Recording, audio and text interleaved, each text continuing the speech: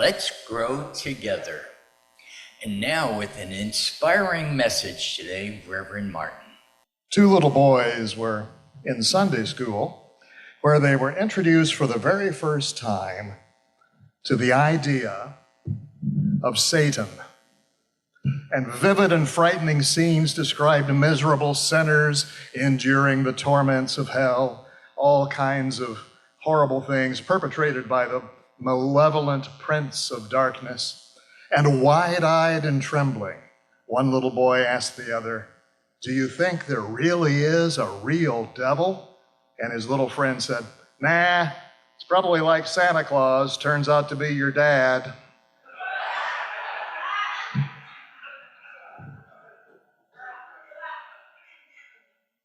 Well, today we honor fathers, the masculine half of the parenting process. And it seems that Father's Day has always played second fiddle to Mother's Day.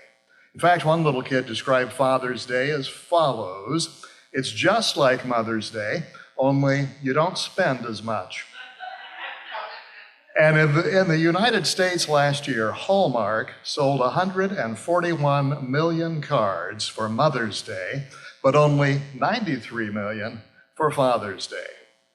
And you may remember those olden days of landline telephones where you had to pay extra for long-distance phone calls. Well, the Bell system reported year after year that Mother's Day had the highest volume of long-distance phone calls. And Father's Day, year after year, held the record for the most long-distance collect calls. Well, we celebrate fathers for their contributions to our lives on the third Sunday in June, a Sunday which happens to be near to the summer solstice, sometimes right on it, the longest day of the year. And in parts of the north, right now, the sun is shining 24/7. And of course, we know that without energy from the sun, all life on earth would perish. And without the encouragement and protection of fathers, children can face many hardships. So it's synchronistic that Father's Day falls on or near the date that the earth receives its maximum dose of sunlight. And how it came to be the third Sunday in June is another bit of synchronicity. Two people in completely different parts of the country who, as far as we know, never had any contact with each other, were part of starting our tradition of Father's Day. In Illinois, a man named Harry Meeks, who was past president of the Chicago Lions Club, advocated for an official day to honor fathers. And he traveled speaking to various Lions clubs, seeking their support. And they set the first Father's Day for the third Sunday in June. Now, meanwhile, in Spokane, Washington, a Mrs. Sonora Smart Dodd thought of honoring fathers while listening to a Mother's Day sermon in 1909. Her own father was a farmer who single-handedly raised his 6 children after his wife died. And Mrs. Dodd petitioned the Spokane Ministerial Association to have a Father's Day celebration on June the 5th, which was the date of her father's birthday. But the ministers wanted more time to prepare their sermons, so they chose the third Sunday in June. In 1924, Mr. Meeks and the Lions Club petitioned President Calvin Coolidge to make Father's Day an official holiday. And Coolidge declined, but he did issue a statement saying, "The widespread observance of this occasion is calculated to establish more intimate relations between fathers and their children, and also to impress on fathers their full measure of obligation." Well, in 1936 in New York City, a National Father's Day Committee was established, and they asked Congress to formalize the holiday. But once again, the attempt failed. And in 1957, Senator Margaret Chase Smith, who was the first woman to serve both as a member of the United States House of Representatives and the U.S. Senate, she submitted the following proposal to Congress. She writes, "As far as I can gather, it seems that Congress has been guilty now for 40 years of the worst possible oversight, to say the least, perpetrated against the gallant fathers, young and old, of our land. As a daughter, as a woman, as a United States Senator, I must say as strongly as I know how that the conduct of the Congress in this regard should cause us to hide our faces in shame. And here is why. Either we honor both of our parents, mother and father, or let us desist from honoring either one. But to single out just one of our two parents and omit the other is the most grievous insult imaginable." Well, you're thinking, certainly that did the trick, but it didn't. The Congress rejected that resolution as well. So it wasn't until 1966 that President Lyndon Johnson issued a proclamation declaring the third Sunday in June National Father's Day. And it wasn't until 1972 that Father's Day became an official federal holiday when it was signed into law by President Richard Nixon. Now, fortunately, Mrs. Sonora Smart Dodd of Spokane, Washington, lived to see Father's Day become official. She died in 1978 at the age of 96. Well, why did it take so very long to honor dads? It could be that American popular culture seems to be far more critical of fathers than mothers. A lot of publicity surrounds deadbeat dads who abandon their children and don't pay child support. And the mass media frequently portrays dads negatively. Cartoons, TV sitcoms, and commercials frequently depict dad as a buffoon.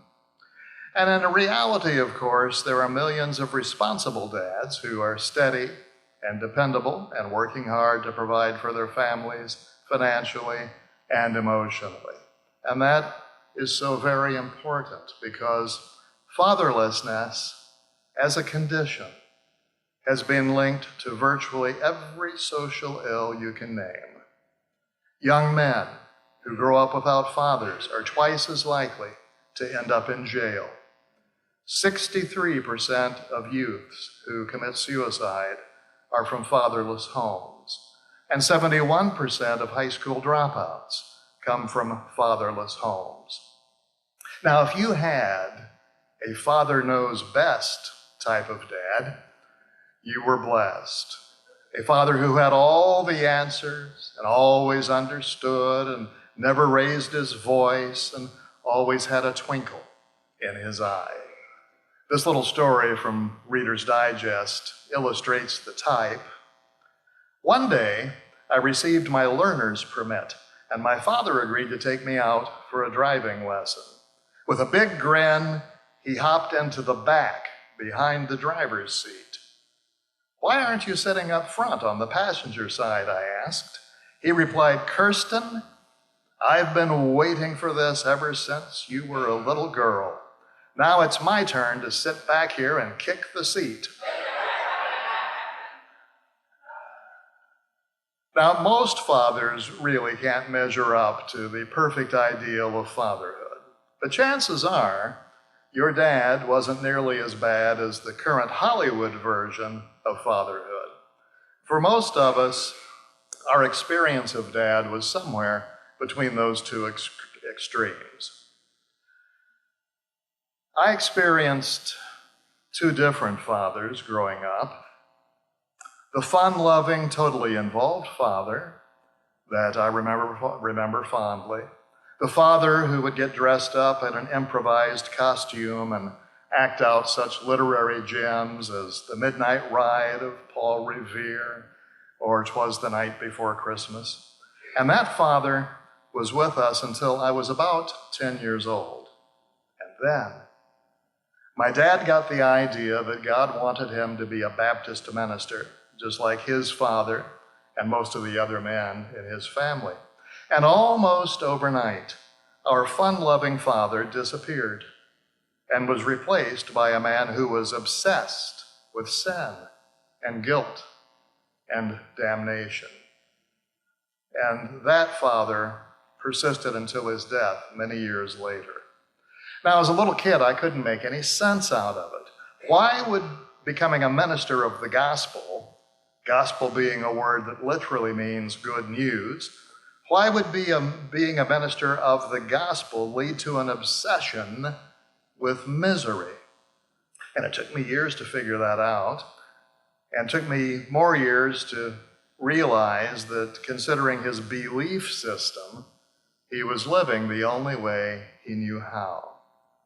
His God was a vengeful and angry God, just waiting to punish him if he were to step out of line, even a little bit.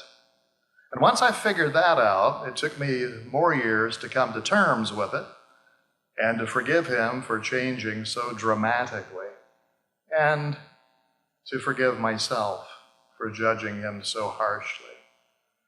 I finally accepted that he was doing the best he could based on who he was and what he believed, and furthermore, that the person he had hurt the most was himself. Now, interestingly, considering his preoccupation with a God who would punish you for the slightest infraction, my father never did the disciplining in our house. My mother never once said, "You just wait till your father gets home," because she knew that he was too soft-hearted to punish us. I often hear people say things like, "My father was never there for me." And of course, we often want things from our parents that they can't provide. And that can be a good thing. When dads don't give us everything we want, we can grow up learning to be more capable of providing for ourselves. If we're not given everything we want while growing up, it can encourage us to develop a healthy self-reliance. Every year at this time, I ask myself, what do I want to say about Father's Day? And sometimes no answer comes. So maybe instead of what to say about fatherhood, a better question is, what lessons can we learn about fatherhood? And the first lesson that comes to mind is, forgive your father. I officiate at several funerals every year, and many of them are not people that have any connection to this center. They're people who aren't really even religious particularly, but they think that on such a solemn occasion as a funeral, they should have a minister at the service. So I meet with the family to find out the details about the deceased so I can personalize my remarks. And sometimes at funerals of older men, I learn that one or more of the adult children are carrying grudges against the deceased for something he may have done many years ago, or for something that he should have done and failed to do. And at such times, I try to work a little bit of counseling into my talk. Things like, forgive your father. He was human. He made mistakes. But who among us hasn't? And if you have children, you'll want them to forgive you too. Because Dad is only human. He may be prone to failure, and he may be a great deal short of perfect, just like we can be. And this means two things. You're a lot like your dad in that you have your strengths and weaknesses, and being human, you will need to get in touch with your spiritual side to be able to forgive him. It's easy to think of our Father as choosing to be distant, abusive, a damnation-obsessed Baptist preacher, or whatever, and thus hold him responsible for annoying us or wounding us. However, remember that he was a child once too, and whatever he was may have been due to his parents' failures, the schooling he received or didn't receive, and other influences. So eventually, you may want mercy too, and therefore you would do well to show mercy. Forgive us as we forgive those who trespass against us. And it's so easy to slip into the habit of focusing on their shortcomings. But if we're honest, we'll learn to recognize our Father's strong points. And if we're compassionate, we'll learn to forgive his weaknesses. And in the process, we'll learn to do the same thing with regard to ourselves. Forgiveness opens up the grace channel, whereas resentment clogs it up, shuts it down, cuts off the flow of every good thing that life is always trying to give us. If our father is still living, Father's Day gives us an opportunity to encourage Dad in the same way we would like to be encouraged. It's an opportunity to reconcile any differences that we may not yet have healed. And although things have started changing in the past few years, for most of the history of humankind, men were expected to keep their emotions bottled up, to maintain a stiff upper lip regardless of circumstances. And that emotional distance, which so many of them were raised with, may have made it all the more difficult to reconcile family differences or problems. It's easy to blame Dad for our hurts or disappointments, but what we may not realize is that Dad also suffered because of that emotional distance. There's a Spanish story of a father and son who had become estranged. The son ran away, and the father set out to find him. And he searched for months with no luck. Finally, in a last desperate effort to find him, the father put an ad in a Madrid newspaper. And the ad read, "Dear Paco, meet me in front of this newspaper office at noon on Saturday. All is forgiven. I love you." On Saturday, 800 Pacos showed up looking for forgiveness and love from their fathers. Well, if you're a father, you know that sometimes what causes resentment in your children today might be the right thing in the long run. Dad sometimes has to do the unpopular or difficult thing, regardless of what kind of temper tantrum the kid may throw. Another story from Reader's Digest. After an explosive argument with our mother, my little brother posted a sign on his room saying, "I hate Mom," and he slammed the door shut. My dad, a school psychologist, came home to this standoff. "I'll take care of it," he told the mother, and he went into the little boy's room. Minutes later, Dad came out and told Mom, "Well, he doesn't hate you anymore." And sure enough, the sign had been replaced with one that said, "I hate Dad."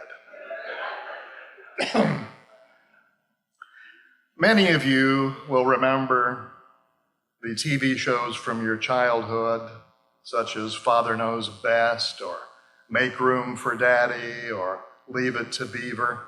And these shows always depicted the father in the family as hardworking, all-knowing, all-forgiving, all-providing, a mentor, a protector, a role model in the so-called typical American home of the 50s.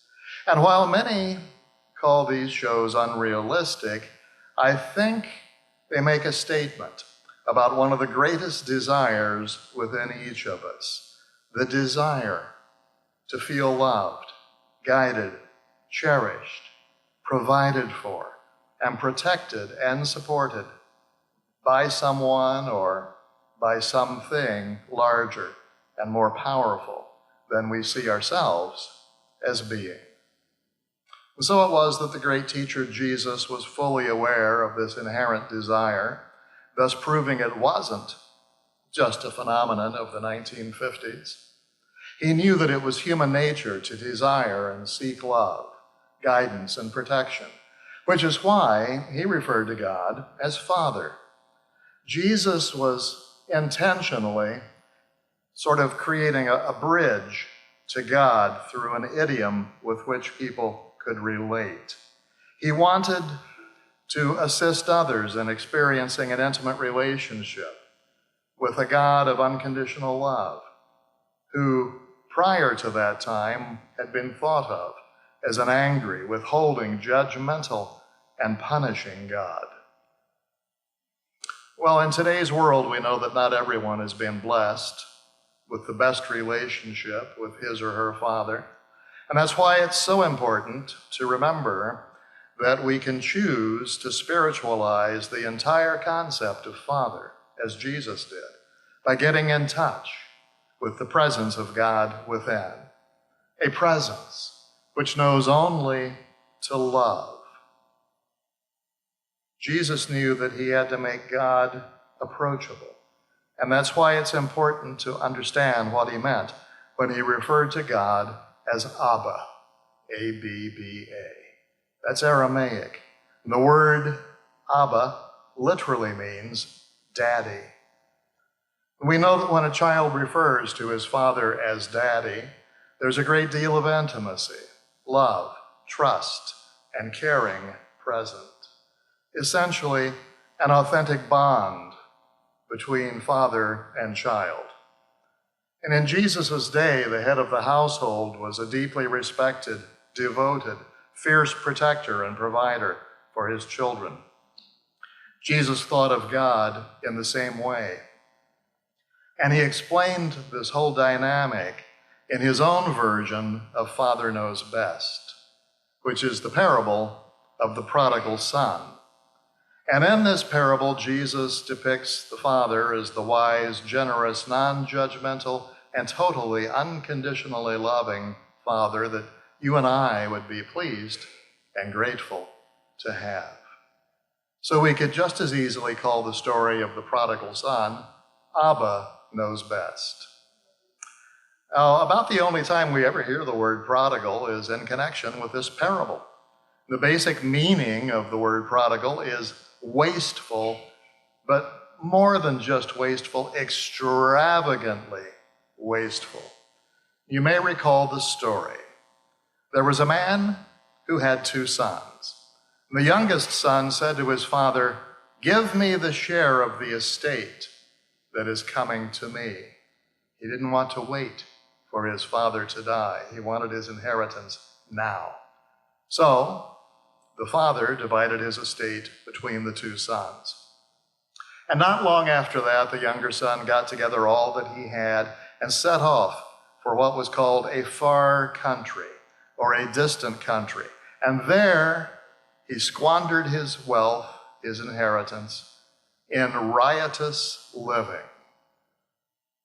Now, riotous living in today's language would be running wild or partying hard. Growing up in a very strict Baptist home, I used to fantasize about getting in on some of that riotous living. And what is meant by the far distant country? Well, it refers to separating ourselves from God, cutting ourselves off from our source of good. The prodigal son didn't realize that this was what he was doing. He was too busy enjoying the party to notice. And when the son had squandered and spent everything, a severe famine arose in that country, and he began to be in dire need. So he went and hired himself out to one of the citizens of that country, who sent him out into his fields to feed pigs.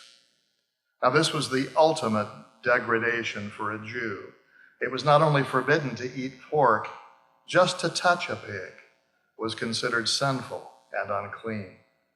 And it says that this young man longed to fill his stomach with the slop that the pigs were eating, but no one gave him anything. He was looking for someone to help him, not realizing that his only help was to be found within. Because when we cut ourselves off from the supply of good, it's up to us to reconnect with it. No one else can do that for us. And so when the young man finally came to his senses, he said, How many of my father's hired servants have food to spare, and here I am starving to death? I will get up and go back to my father and say to him, 'Father, I have sinned against heaven and against you. I am no longer worthy to be called your son. Treat me as one of your hired servants.' So he got up and began walking back to his father." Returning to the Father is a metaphor for awakening to who and what we really are. It's an acknowledgement of and a return to the perfection in which we were born. And so he set out to return to the Father. But while he was still a long way off, his father saw him coming and was filled with compassion. And he ran to his son and threw his arms around him and kissed him. And the son said to him, "Father, I have sinned against heaven and against you. I'm no longer worthy to be called your son." But the father told the servants, "Bring quickly the very best robe, put it on him, put a ring on his finger, put shoes on his feet." There was no condemnation, no probation period, no, "I'll take you back under these conditions." The son had made mistakes, big mistakes, and they were deliberate and totally self-inflicted. But none of that was taken into account. The father said, "Let's have a feast and celebrate." So a big party was had, and they ate, drank, and were merry. Now the older son had been working out in the field, and as he drew nearer to the house, he heard music and dancing. So he called one of the servants and asked what this meant. The servant said, "Your brother has come home, and because he's safe and sound, your father is called for a celebration." But the son was angry and would not go in. So his father came out and pleaded with him. And the son said, "I stayed here. I never transgressed your commands at any time, and you never gave me a party. But as soon as this son of yours comes home, he who wasted half of the estate, you celebrate." And the father said, "It was right that we should make merry and be glad. For your brother, who was dead, is alive again, was lost, and is found." Clearly, Jesus meant for us to see that the loving and non-judgmental Father in the story was a metaphor for the nature of God. And to each of us, the sons, both the one who wandered off, meaning he forgot who he really was and what he had, and then remembered and came home, and the stay-at-home son who never had a clue of what he always had just by being the son of his father. Jesus' consciousness had no place for a distant God, a superior court judge in the sky, waiting to punish us for every mistake. So we should be grateful that we have a spiritual Father who always embodies every good thing and who's always offering us every good thing, regardless of what we do. So, if our biological father was less than perfect or even entirely absent from our lives, it doesn't mean that we've not had a perfect fatherhood experience. Our spiritual Father, who is perfect, has always been and always will be. And in that sense, every day is Father's Day. Our earthly fathers, as we've seen, can be a mixed bag. And it can be complicated because families are complicated and often messy. And sometimes it takes years to realize that our experience of fatherhood wasn't nearly as bad as we might have imagined at the time. Mark Twain put it very well when he wrote, "When I was a boy of 14, my father was so ignorant I could hardly stand to have the old man around. But when I got to be 21, I was astonished at how much the old guy had learned in 7 years." So this Father's Day, if it's appropriate, honor your earthly father well. And then honor the Father within. Take time to make room for ABBA in your daily life. Get up close and personal with the divine. If you're not as close to God as you used to be, who moved? Return home and see your Father through new eyes. Pray, meditate, continue to grow, and it'll amaze you how much your experience of God has changed. New dads, old dads, granddads, dads-in-law, stepdads, goofy dads, serious dads. There must be a million fatherly types out there, and without a doubt, there are at least that many reasons to honor them on this day. And always remember that sometimes it's the simplest things that make all the difference from a father or a father figure. After the assassination of President Kennedy, his young son, John Jr., asked William Haddad, an associate of JFK's, "Are you a daddy?" And Haddad told him, yes, he was. And in response, little John Jr. said, "Then will you throw me up in the air?" What is a father? Well, there could be many answers, but today is for all the fathers, whoever they are and however they appear. It's for the grandfathers, uncles, brothers, friends, and sons. For the most important man in anyone's life, the one who gave us life. So here's to you, the dads who play endless games of Go Fish with their kids and always let them win, and those who always played to win every time, thinking that their children would grow stronger through defeat. This is for the fathers who worked in fields and factories, taught in classrooms, or sat in office cubicles 8 hours a day. Here's to those who performed life-saving surgery and those who drove their truck through long days and nights. Here's to those who loved every moment of their labor and to those who only worked so their families could survive. To the sleepless dads who have waited in silent fear that their babies wouldn't make it through the night, or their teenagers survived their first time driving alone. Those who lost children and those who found them in different ways. Here's to tears not shed and hugs not given for fear of appearing weak. Here's to dads who build with hammers and saws and those who wouldn't know how. Here's to fathers who are afraid of spiders and yet can slay the great dragon of fear in their little ones. The fathers who tried, the fathers who didn't, the fathers who gave us life and walked away, and those who stayed long past the life of their marriage to give something to their children. The fathers who hurt because their children have been kept from them, and those who must be both father and mother. Stay-at-home dads and stay-awake dads, the one we wanted and never knew, the helpless hurting father and the brave strong one. For all the ways of fatherhood, here's to you. Have a Namaste Father's Day.